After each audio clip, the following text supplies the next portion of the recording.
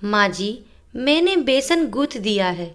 जरा रसोई में आकर देखिए ना कि ज़्यादा सख्त तो नहीं है पापड़ी के लिए। संगीता ने अपनी सास को आवाज लगाते हुए कहा। हाँ, एकदम सही है बहू। अब तू बाहर थोड़ा आराम कर ले, मैं कुछ पपड़ियाँ बेल कर रखती हूँ, फिर तू आकर कढ़ाई में सेक लेना। सुबह से लगी है अकेले, हर बार बोलती हूँ कि 2 दिन पहले से ही तैयारी कर लिया कर। संगीता की सास ऐसा कहते हुए बेलन उठाकर रसोई में पड़ी पटरी पर बैठ जाती है। स्कूल बस का आने का समय हो रहा होता है तो संगीता अपनी सास से बोलकर अपने बेटे प्रथम को गली के बाहर से लेने चली जाती है। आते समय प्रथम संगीता से बोलता है, मम्मी, आज टीचर ने बताया कि करवा चौथ पर पत्नियां चांद देखने के बाद अपने पति के हाथ से पानी पीकर व्रत खोलती है। पापा तो अभी ड्यूटी पर हैं और घर पर भी साल में एक बार ही आते हैं, तो फिर आप कैसे व्रत खोलती हैं?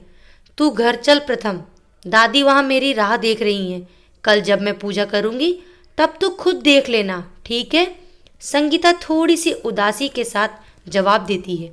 घर पहुंचकर संगीता करवा चौथ की तैयारी में लग जाती है और शाम तक पपड़ियाँ, कसार, आटे के मीठे गुलगुले इत्यादि सब बनाकर रख लेती हैं। इन सब से निपटकर वह पहले अपनी सास के हाथों में, फिर अंत में घर का सारा काम खत्म करने के बाद अपने हाथ में खुद मेहंदी लगाती है। रात के खाने के बाद रोजाना की तरह संगीता और उसकी सास घर के बाहर टहलने के लिए निकलते हैं।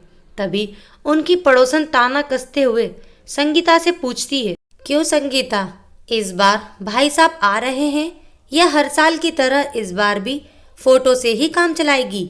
साथ टहल रही बाकी औरतें यह सुनकर हंसने लगती है।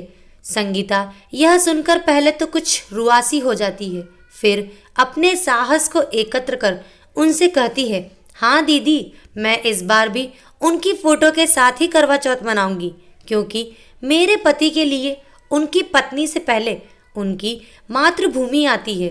तो क्या हुआ कि वो त्योहारों पर मेरे साथ नहीं होते, पर उनका एहसास तो मेरे साथ होता है।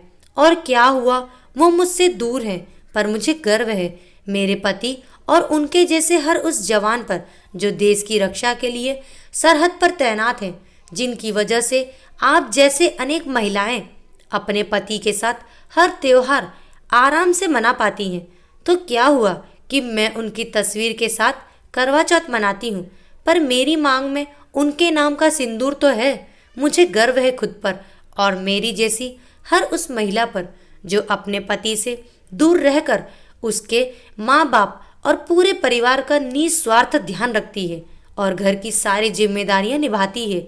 संगीता के मुंह से जवाब सुनकर सब चुप हो जाती हैं और शर्मिंदगी से आंखें झुकाएं अपने अपने घर चली जाती हैं। अगले दिन संगीता दिन भर निर्जल व्रत रखकर शाम को चांद निकलने के बाद हर साल की तरह इस साल भी अपने पति की तस्वीर देखकर व्रत खोलती है।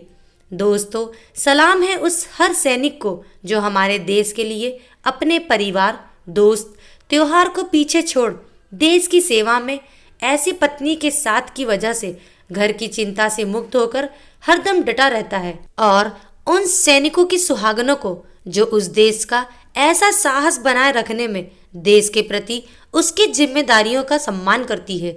आशा करती हूँ दोस्तों आपको ये कहानी जरूर पसंद आई होगी। अपने विचार हमें कमेंट बॉक्स में लिखकर जरूर भेजें और हमारी कहानी को लाइक करें और ज़्यादा से ज़्यादा शेयर करें। अगर आप चैनल पर नए हैं तो हमारे चैनल को सब्सक्राइब करना ना भूलें।